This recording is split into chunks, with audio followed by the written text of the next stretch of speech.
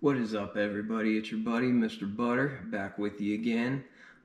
The Jordan 1 Neutral Gray 85s dropped today, and fortunately I was able to grab a pair. However, I know numbers were supposed to be pretty limited, so before I even got those, I ended up buying a backup pair, and I just want to do a little side-by-side comparison of what my backup plan was.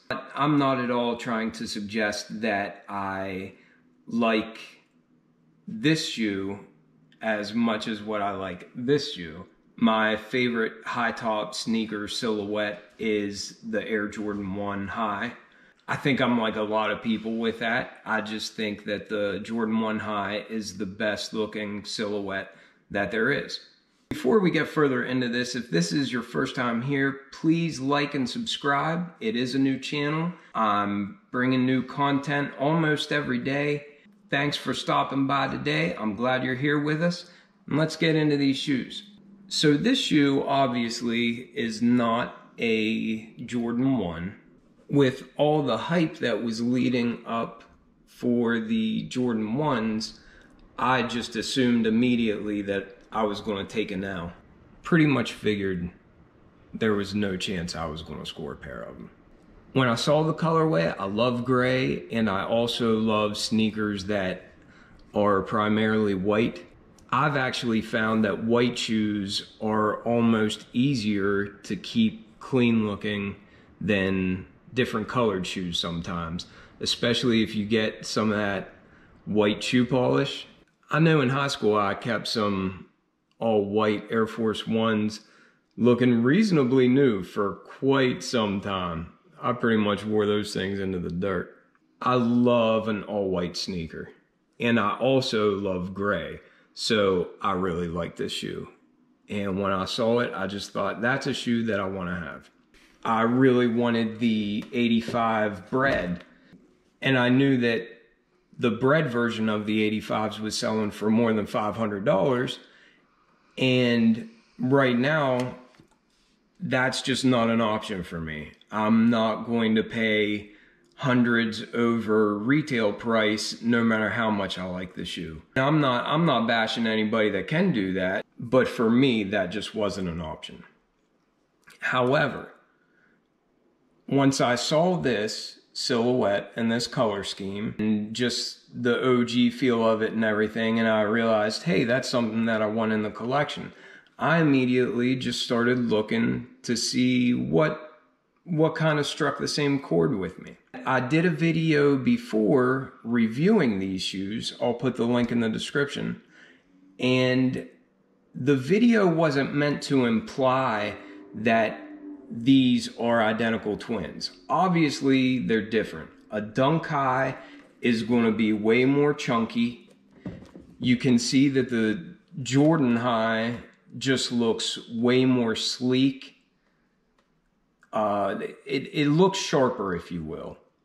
This is one of the biggest differences that I've always noticed, is this little leather panel on the Jordan 1 goes above the eyelets, and on the Dunk, it comes underneath of the eye stays here.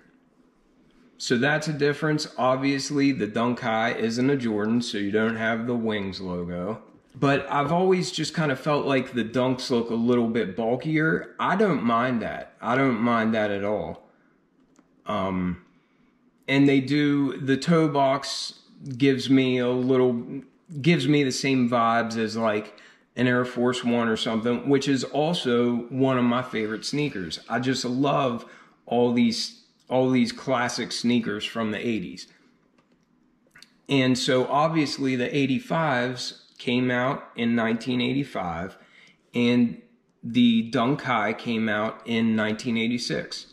The biggest difference for me between a Dunk and a Jordan 1 is just up there around the sock liner. The Dunks always have just looked chunky, and especially this pair of Jordans, these just look really, really clean and really streamlined. So there you can see that hourglass.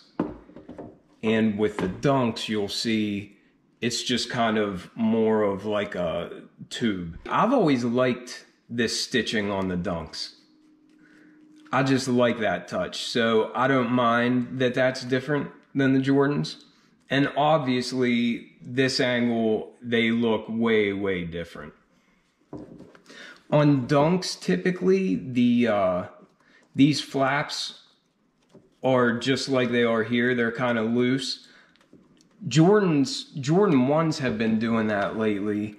Like the Volt Golds, for example, they're loose. They're not stitched down. But I've had several Jordans like this that are stitched the whole way.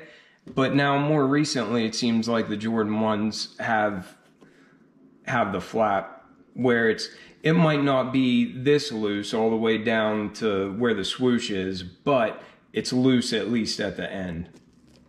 Again, I never meant to say that these shoes look exactly the same, but what I am saying is I love a primarily white classic sneaker with just little hits of gray.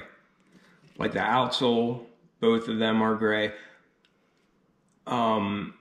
A difference in the color, these, I don't know if it comes through the camera or not, but the neutral gray on these almost has a hint of tan to it. So it's more of like an earth tone gray. And it's more warm. The hue is more warm in this than what it is here. The outsoles are very similar. These stars look a whole lot sharper than over here. I have been wearing this shoe, and that's another thing that you'll notice is different about them. I haven't put this shoe that's selling for well over $500 on foot yet.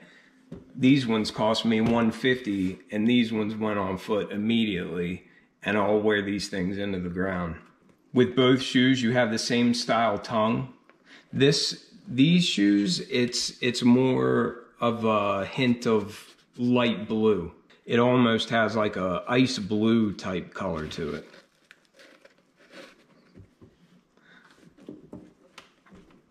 Another difference is the midsole. But this is just meant to be a quick little look, and these shoes are affordable. These shoes are not.